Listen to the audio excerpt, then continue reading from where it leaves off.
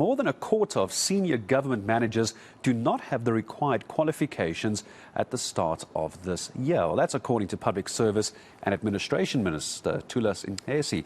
He was responding to a DA question in Parliament. About half of the unqualified senior managers are actually in national departments, and also the police department has the highest number. So how did we get here? And I suppose more importantly, what do we do to fix this? If anything, to discuss it, I'm joined by Nyiko Mabunda from the Department of Public Service Administration, Public Service and Administration, joining us. Nyiko, good to have you back on eNCA. Appreciate the time. 2,364 senior managers in public service aren't qualified to be there. That's a shocking statistic, isn't it?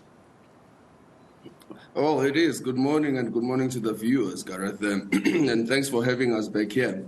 It is quite interesting numbers that we have, and I think it's quite important that we provide the context of what the minister was saying in Parliament in response to the question that was posed by the Member of Parliament. There's an interesting proverb by the Yoruba of Nigeria that what is sensible today can be considered madness tomorrow. So when these colleagues first joined the SMS level, and this provides the context on what it is that we're talking about. Just tell me, what is SMS level very quickly, Nyiko? What is SMS level? Oh, senior members of senior management services. Apologies. Thank you. It's a sickness that government officials have of using acronyms. So the context is this way. We have 1.2 million public servants. We have 9,500 members of senior management services.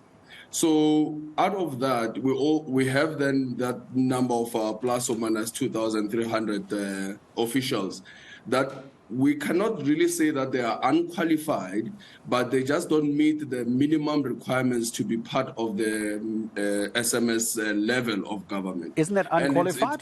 Isn't that unqualified, though? It's the same as a doctor or a lawyer who got to fourth year of law school but didn't quite finish it. They're almost a lawyer, but not quite a lawyer. Not necessarily in this instance. In this instance, in April of 2017, the government issued a directive, or the Department of Public Service and Administration issued a directive on compulsory capacity development and mandatory training days and minimum requirements for members of the senior management services.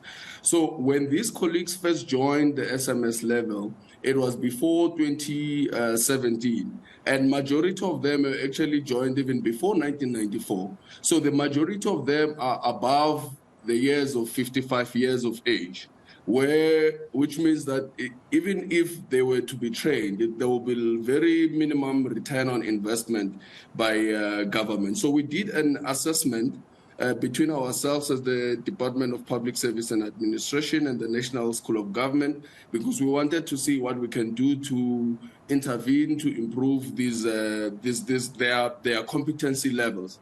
And we found that in the next 5 to 10 years, they'll be exiting.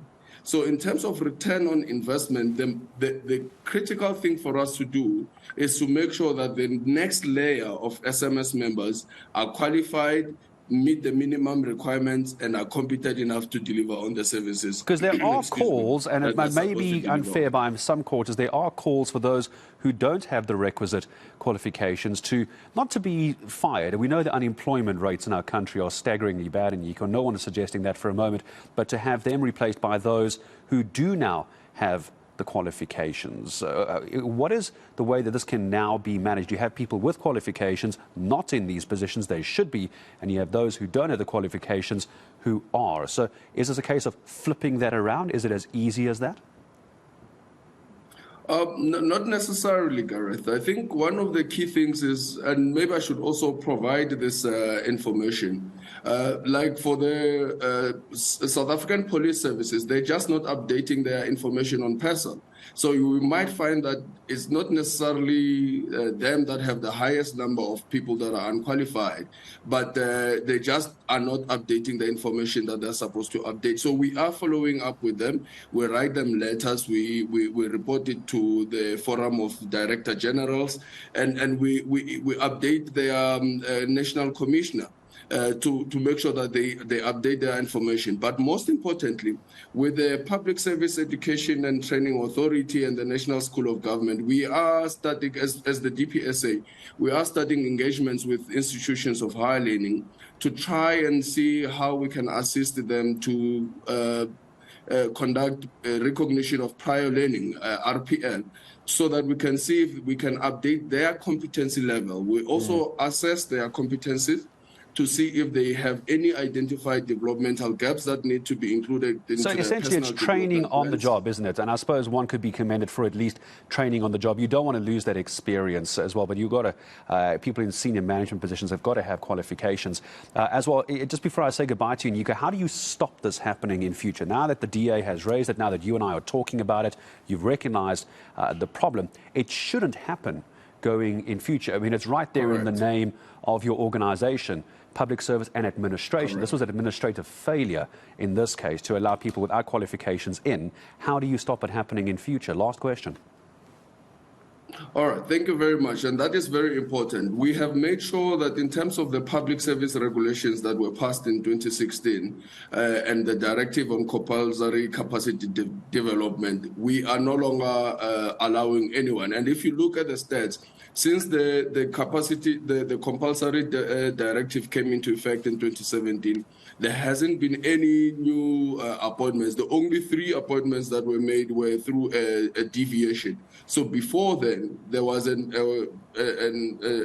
open-ended approach where people can just be appointed to SMS level.